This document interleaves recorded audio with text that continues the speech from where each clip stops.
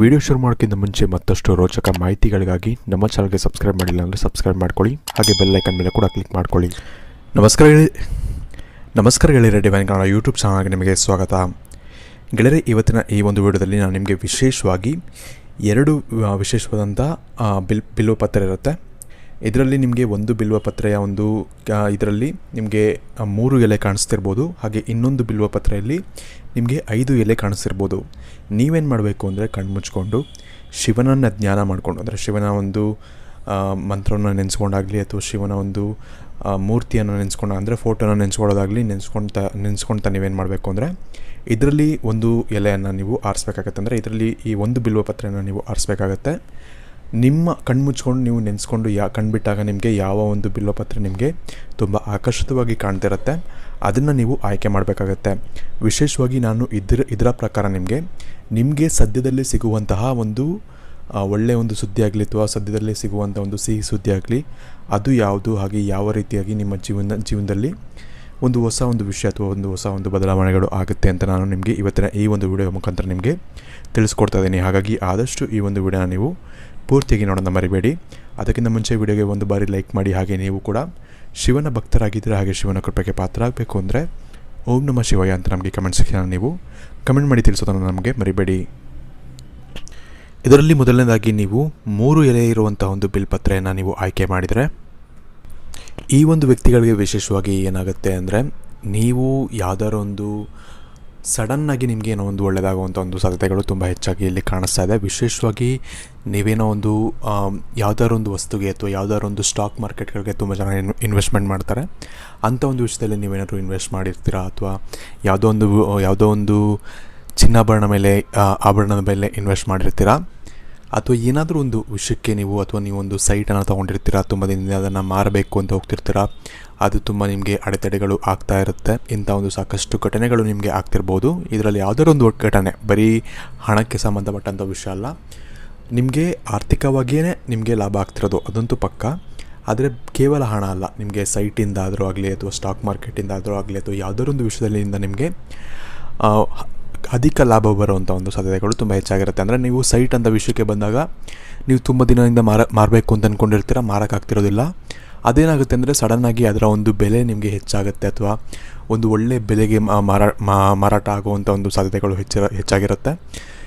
ಇದೇ ರೀತಿ ನಿಮಗೆ ಸ್ಟಾಕ್ ಮಾರ್ಕೆಟಲ್ಲೂ ಅಷ್ಟೇ, ನೀವು ಅದನ್ನು ತುಂಬ ದಿನದಿಂದ ಅದನ್ನು ಮಾರಬೇಕು, ನೀವು ಸ್ಟಾಕ್ಸ್ನ ಮಾರಬೇಕು ಅಂತ ಅಂದ್ಕೊಂಡಿರ್ತೀರ, ಯಾವುದೋ ಒಂದು ಕಾರಣಾಂತರಗಳಿಂದ ಅದನ್ನು ಮಾರೋಕ್ಕೆ ಆಗಿರೋದಿಲ್ಲ.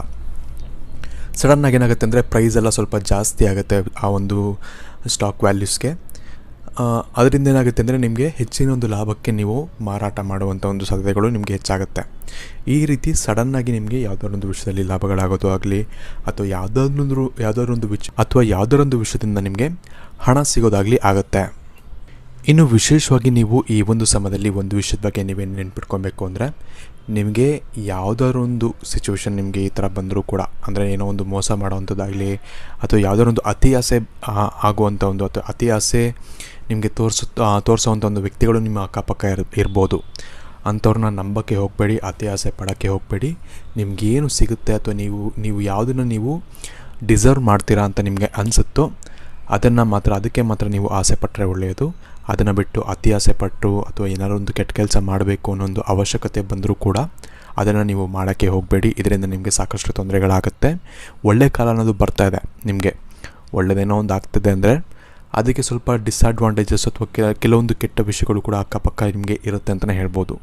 ಈ ಒಂದು ಕಾರಣದಿಂದಾಗಿ ಅಂಥ ಒಂದು ಕೆಟ್ಟ ವಿಷಯಗಳಿಗೆ ಅಥವಾ ಅಂಥ ಒಂದು ಕೆಟ್ಟ ಸಂಘಕ್ಕೆ ನೀವು ಸೇರದೇ ಇದ್ದರೆ ಒಳ್ಳೆಯದು. ಒಳ್ಳೆಯ ಒಂದು ಕೆಲಸಗಳನ್ನ ಮಾಡಿ, ಹಾಗೆ ಇದರಿಂದ ನಿಮಗೆ ಒಳ್ಳೆಯ ಒಂದು ಕರ್ಮಗಳು ಕೂಡ ನಿಮಗೆ ಸಿಗುತ್ತೆ ಅಂತ ಹೇಳ್ಬೋದು, ಅಥವಾ ಒಳ್ಳೆಯ ಒಂದು ಫಲಗಳು ಕೂಡ ನಿಮಗೆ ಸಿಗುತ್ತೆ ಅಂತ ಹೇಳ್ಬೋದು. ಈ ಒಂದು ಕಾರಣದಿಂದಾಗಿ ವೇಟ್ ಮಾಡಿ. ಏನೋ ಒಂದು ಕೆಲಸ ಮಾಡ್ತಿದ್ದೀರಾ, ಏನೋ ಒಂದು ಕಷ್ಟಪಡ್ತಿದ್ದೀರಾ ಅಂದರೆ ಅದೇ ರೀತಿ ಕಷ್ಟವನ್ನು ಪಡಿ, ಅದೇ ರೀತಿ ಕಾನ್ಸ್ಟೆಂಟಾಗಿ ವರ್ಕ್ ಮಾಡ್ತಾಯಿರಿ. ನಿಮ್ಮ ಒಂದು ಒಳ್ಳೆತನದ ಮೇಲೆ ಅಥವಾ ನಿಮ್ಮ ಒಂದು ಒಳ್ಳೆಯ ಒಂದು ವಿಷಯದ ಮೇಲೆ ನೀವು ವರ್ಕ್ ಮಾಡ್ತಾ ಹೋದರೆ ನಿಮಗೆ ಒಂದಲ್ಲ ಒಂದಿನ ನಿಮಗೆ ಒಂದು ಒಳ್ಳೆಯ ಒಂದು ಬೆನಿಫಿಟ್ಸ್ ಅಥವಾ ಒಂದು ಒಳ್ಳೆಯ ಒಂದು ನೀವು ಅಂದ್ಕೊಂಡಂಥ ಸಕ್ಸಸ್ ನಿಮಗೆ ಸಿಗುತ್ತೆ ಅಂತ ಹೇಳ್ಬೋದು.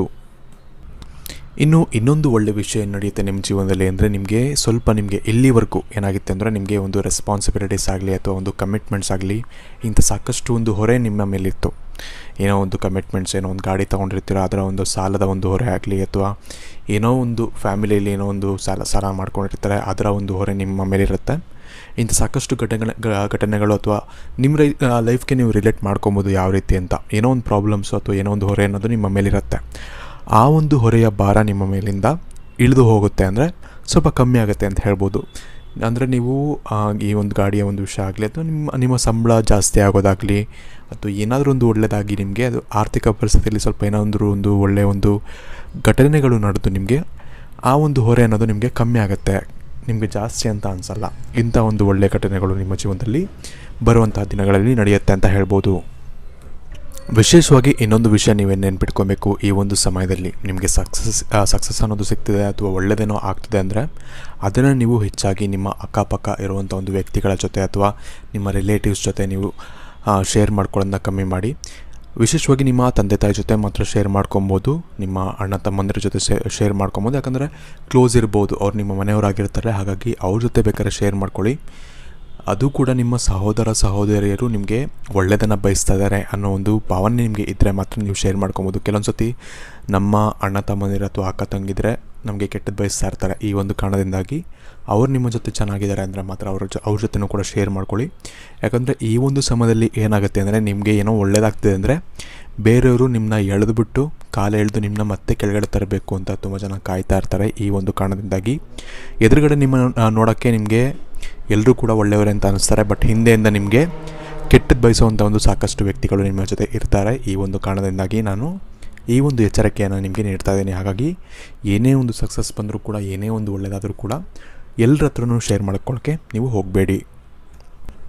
ಇನ್ನು ಎರಡನೇದಾಗಿ, ನೀವು 5 ಎಲೆ ಇರುವಂಥ ಒಂದು ಬಿಲ್ವಪತ್ರೆನ ನೀವು ಆಯ್ಕೆ ಮಾಡಿದರೆ ನಿಮಗೆ ವಿಶೇಷವಾಗಿ ಏನಪ್ಪ ಅಂದರೆ, ನೀವು ಆದಷ್ಟು ಏನು ಮಾಡಬೇಕು ಅಂದರೆ ನಿಮಗೂ ಕೂಡ ಒಳ್ಳೆಯದೇ ಆಗುತ್ತೆ. ಯಾಕಂದರೆ ನಿಮಗೂ ಕೂಡ ಒಂದು ಒಳ್ಳೆಯ ಸುದ್ದಿಯೇ ಬರುತ್ತೆ. ನಾವು ಒಳ್ಳೆಯ ಸುದ್ದಿ ಬಗ್ಗೆ ಮಾತ್ರ ಈ ಒಂದು ವಿಡಿಯೋ ಮಾಡ್ತಿರೋದ್ರಿಂದ ನಿಮಗೂ ಕೂಡ ಒಂದು ಒಳ್ಳೆಯ ಸುದ್ದಿಯೇ ಸಿಗುತ್ತೆ.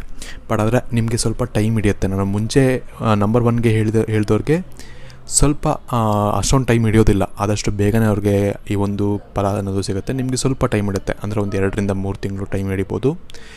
ಈ ಒಂದು ಕಾರಣದಿಂದಾಗಿ ನೀವೇನು ಮಾಡಬೇಕು ಅಂದರೆ, ನೀವು ಏನು ಕೆಲಸವನ್ನು ಮಾಡ್ತಿದ್ದೀರಾ ಕರೆಂಟಾಗಿ, ಅಂದರೆ ಇವಾಗ ಸದ್ಯಕ್ಕೆ ಏನು ಕೆಲಸವನ್ನು ಮಾಡ್ತಿದ್ದೀರ ಅಥವಾ ಯಾವ ಒಂದು ಕೆಲಸದ ಮೇಲೆ ನೀವು ವರ್ಕ್ ಮಾಡ್ತಿರ್ತೀರ, ನೀವು ಅದನ್ನು ಮಾಡ್ಕೊಂಡು ಹೋಗಬೇಕಾಗತ್ತೆ. ಯಾವುದೇ ಒಂದು ಅತಿಯಾಸೆ ಇಲ್ಲದೆ ಅಥವಾ ಯಾವುದೇ ಒಂದು ನಿಮ್ಮ ಒಂದು ಬೆಳವಣಿಗೆ ಬಗ್ಗೆ ಆಗಲಿ, ಅಥವಾ ನಿಮಗೆ ಏನಾದರೂ ಒಂದು ಒಳ್ಳೆಯದಾಗ್ತಿದೆ ಅಂತ ಅಥವಾ ಏನಾದರೂ ಒಂದು ಒಳ್ಳೆಯದಾಗ್ತಿದೆ ಅಂತ ನೀವು ಇನ್ನೊಬ್ಬರ ಹತ್ರ ನೀವು ಶೇರ್ ಮಾಡ್ಕೊಳ್ಳೋದನ್ನ ಕೂಡ ಮಾಡಬಾರ್ದು. ಈ ರೀತಿ ನೀವು ಮಾಡ್ತಾ ಹೋದರೆ ನಿಮಗೆ ಆದಷ್ಟು ಬೇಗ ನಿಮಗೆ ಈ ಒಂದು ಪ್ರತಿಫಲ ಅಥವಾ ಒಳ್ಳೆಯ ಒಂದು ಸುದ್ದಿ ಅನ್ನೋದು ನಿಮಗೆ ಸಿಗುತ್ತೆ. ಕೆಲಸದಲ್ಲಿ ನೀವು ಏನಾದರೂ ಒಂದು ಕೆಲಸ ನೋಡ್ತಿದ್ದೀರಾ ಅಥವಾ ಕೆಲಸಕ್ಕೋಸ್ಕರ ನೀವು ಟ್ರೈ ಮಾಡ್ತಿರ್ತೀರಾ, ಅಥವಾ ಇನ್ನು ಕೆಲವೊಬ್ಬರು ಏನೋ ಒಂದು ಎಕ್ಸಾಮ್ ಬರೆದಿರ್ತೀರಾ, ಅದಕ್ಕೆ ಅದರ ಒಂದು ರಿಸಲ್ಟ್ಗೆ ಕಾಯ್ತಿರ್ತೀರಾ, ಗೌರ್ಮೆಂಟ್ ಎಕ್ಸಾಮ್ ಆಗಲಿ ಅಥವಾ ಯಾವುದೋ ಒಂದು ಎಕ್ಸಾಮ್ಗಳಿಗಾಗಲಿ, ಅದರಿಂದ ನಿಮ್ಗೆ ಒಳ್ಳೆಯ ರಿಸಲ್ಟ್ ಬರೋದಾಗಲಿ ಅಥವಾ ಒಳ್ಳೆಯ ಒಂದು ಕೆಲಸ ಸಿಗೋದಾಗಲಿ, ಇಂಥ ಸಾಕಷ್ಟು ಘಟನೆಗಳು ನಿಮಗೆ 2 ರಿಂದ 3 ತಿಂಗಳ ಒಳಗಡೆ ನಿಮಗೆ ಸಿಗುತ್ತೆ ಅಂತ ಹೇಳ್ಬೋದು. ಇದಕ್ಕಾಗಿ ನೀವೇನು ಮಾಡಬೇಕು ಅಂದರೆ, ನಾನು ಮುಂಚೆನೇ ಹೇಳಿದಾಗೆ ನಿಮ್ಮ ಸಕ್ಸಸ್ ಬಗ್ಗೆ ನೀವು ಹೆಚ್ಚಾಗಿ ಹೇಳ್ಕೊಳ್ಳೋಕ್ಕೆ ಹೋಗಬೇಡಿ ಎಲ್ಲೂ ಕೂಡ. ಇದರಿಂದ ನಿಮ್ಮನ್ನ ಮುಂಚೆ ಅವ್ರಿಗೂ ಕೂಡ ಹೇಳಿದೆ, ನಿಮಗೂ ಕೂಡ ಹೇಳ್ತಿದ್ದೀನಿ, ಕಾಲು ಎಳೆಯೋಕ್ಕೆ ಟ್ರೈ ಮಾಡ್ತಾರೆ ಹೊರತು ನಿಮಗೆ ಪ್ರೋತ್ಸಾಹ ಮಾಡೋವಂಥ ಒಂದು ವ್ಯಕ್ತಿಗಳು ನಿಮ್ಮ ಅಕ್ಕಪಕ್ಕ ಇರೋದಿಲ್ಲ. ಈ ಒಂದು ಕಾರಣದಿಂದಾಗಿ ನೀವೇನು ಸಾಧನೆ ಮಾಡ್ತೀರಾ ಅದರಿಂದ ನೀವು ಸಂತೋಷವಾಗಿರಿ ಹೊರತು ಇನ್ನೊಬ್ಬರ ಹತ್ರ ಆ ಸಂತೋಷವನ್ನು ಶೇರ್ ಮಾಡ್ಕೊಳ್ಳೋಕ್ಕೆ ಹೆಚ್ಚಾಗಿ ಹೋಗಬೇಡಿ. ಇದರಿಂದ ನಿಮಗೆ ತೊಂದರೆ ಆಗೋ ಸಾಧ್ಯತೆಗಳು ತುಂಬ ಹೆಚ್ಚಾಗಿರುತ್ತೆ. ಸೊ ಆದಷ್ಟು ಇದನ್ನು ನೀವು ಇದು ಮಾಡಬೇಕಾಗತ್ತೆ. ಇನ್ನು ಅದು ಬಿಟ್ಟರೆ ನಿಮಗೆ ಎಲ್ಲವೂ ಕೂಡ ಚೆನ್ನಾಗಿದೆ ಅಂತಲೇ ಹೇಳ್ಬೋದು. ಸ್ವಲ್ಪ 2-3 ತಿಂಗಳು ನಿಮಗೆ ಕಷ್ಟ ಆಗ್ಬೋದು, ಬಟ್ ನಂತರ ನಿಮಗೆ ಒಳ್ಳೆಯ ಒಂದು ಫಲ ಸಿಗುತ್ತೆ ಅಂತ ಹೇಳ್ಬೋದು. ಇನ್ನು ವಿಡಿಯೋ ಇಷ್ಟ ಆಗಿರೋ ಲೈಕ್ ಮಾಡಿ, ಶೇರ್ ಮಾಡಿ. ಹಾಗೆ ನಿಮಗೆ ಸಾಕಷ್ಟು ವಿಚಾರಗಳನ್ನ ನಾನು ಈಗ ತಿಳಿಸಿದ್ದೀನಿ ಅಂತ ಅಂದ್ಕೊಳ್ತೀನಿ. ಹಾಗಾಗಿ ಲೈಕ್ ಮಾಡಿ, ಶೇರ್ ಮಾಡಿ. ಹಾಗೆ ಮುಂಚೆನೇ ಹೇಳಿದಾಗೆ ನೀವು ಕೂಡ ಶಿವನ ಭಕ್ತರಾಗಿದ್ದರೆ ಹಾಗೆ ಶಿವನ ಕೃಪೆಗೆ ಪಾತ್ರರಾಗಬೇಕು ಅಂತ ಇದ್ದರೆ ಓಂ ನಮಃ ಶಿವಾಯ ಅಂತ ನಮಗೆ ಕಮೆಂಟ್ ಸೆಕ್ಷನಲ್ಲಿ ನೀವು ಕಮೆಂಟ್ ಮಾಡಿ ನಮಗೆ ತಿಳಿಸೋದನ್ನು ನೀವು ಮರಿಬೇಡಿ. ಧನ್ಯವಾದಗಳು.